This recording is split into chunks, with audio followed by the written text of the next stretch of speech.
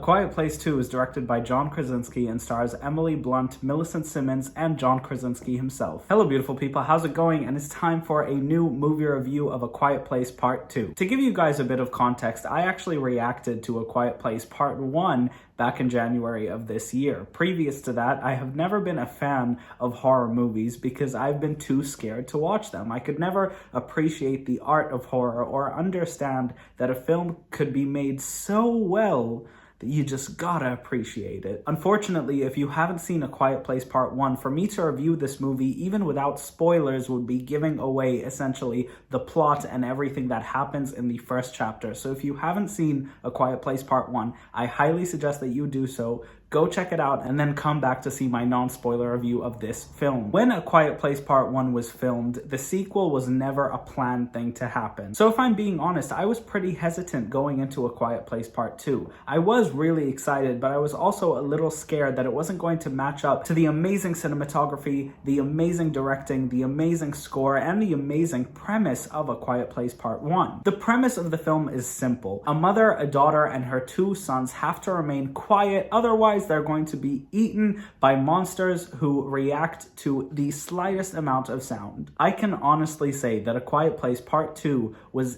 just as good, if not even better, than the first film, and I am so pleased to be able to tell you guys that. I actually watched this film in theaters, which was, in my opinion, a huge blessing for me. It has been so long since I've been to the movies. The pandemic has held the world hostage for so long, and so I was just really happy to be back in the theaters. And I gotta tell you, I was losing my mind in fear because of the amazing directing that John Krasinski has pulled off with this unbelievable sequel. Without giving away any spoilers, I can tell you that while this movie feels so connected to the first in an excellent way, it feels like a direct continuation of that, it is still very different because it shifts perspectives from the mother of the story, played by the amazing Emily Blunt, to the roles of her two children, especially Millicent Simmons as Reagan, the daughter. She is currently dealing with the loss of her father with this newfound power that she has from the first film, where she can actually take on these monsters using her hearing aids. She becomes the lead of this story, along with her younger brother. But I really think that this movie focused on her and her progression as a character. It's really a coming-of-age story, which I find really, really special. I really enjoyed that aspect of the film. It felt like a natural progression to the events of the first movie. Of course, without giving too much away, I can say that her performance in the film was absolutely unbelievable. Every time she was on screen, I was holding my breath in fear for the love of this child, this little girl who is deaf, who is going through so much and is being chased by these giant murderous monsters. What I loved so much about the first A Quiet Place film is that it felt like a movie that wasn't a horror. It felt like a story that just wanted to share a dynamic between a family who love each other, who have their problems sometimes, just as all families do, who are all going through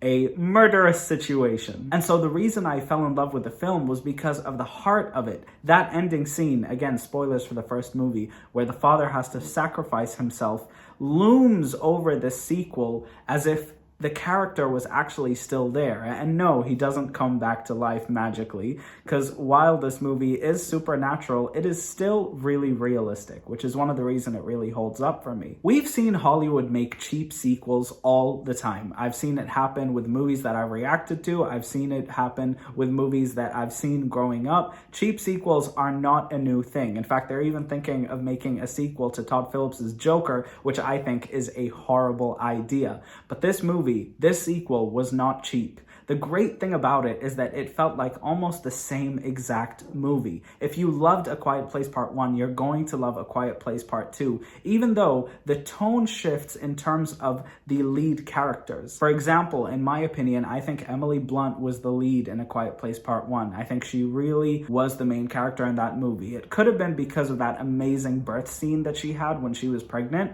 but for some reason I got the feeling that she was the focus of that film. While in this movie, it feels like more of an ensemble. And along with our original cast, there is the addition of the amazing and legendary Cillian Murphy, who played the Scarecrow in Batman Begins. He plays a very ominous character, without giving anything away, who is introduced almost perfectly in the sequel. He didn't feel like something that was tagged on. His role was really, really prominent in the film. And of course, with a sequel of a successful film comes a bigger budget. And I am happy to report that the monsters in this film are so much more prominent. They're almost always on screen, and I find that really interesting. I think the reason that works is because the first film already established all of these characters for us. We know their personalities, we know how they are with one another, we know what their motivations are, and so this film is an all-out war. It is constant stress and constant anxiety. If there was ever a movie that could stress me out more than this one, I would honestly be happy to watch it. I wish I filmed my reaction to this, but of course I couldn't wait until this movie comes out on digital, because I think that's another 2 months away. So if you guys do have access to theaters, I highly suggest that you go check this movie out. It was really,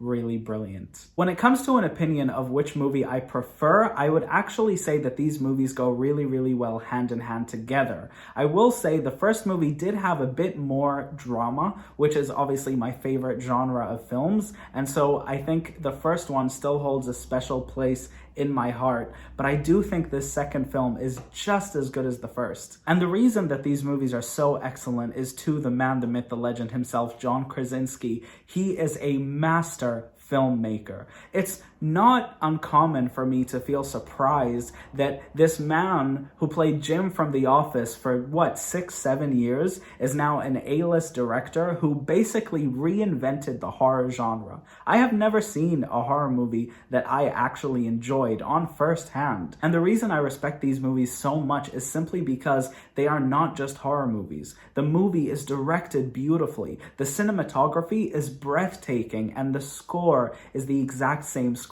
that was used in the first film. And that was actually one of my favorite aspects of that first movie. I think this movie was masterfully done. The script was very smart. You never actually feel like a character makes a stupid decision, apart from once, but of course that is something that I'm not going to spoil for you all. It's a common horror trope for a character to do something stupid. You're always shouting, "Don't go in there, don't go in there," and the character goes into that place that he shouldn't be going into. The reason this movie works is because the movie establishes the idea that these characters are smart. The mother, the daughter, the son, and even the baby are not an annoyance to the plot. You completely understand when they need to scream, when they need to shout, and when they need to stay quiet, and they abide by those rules.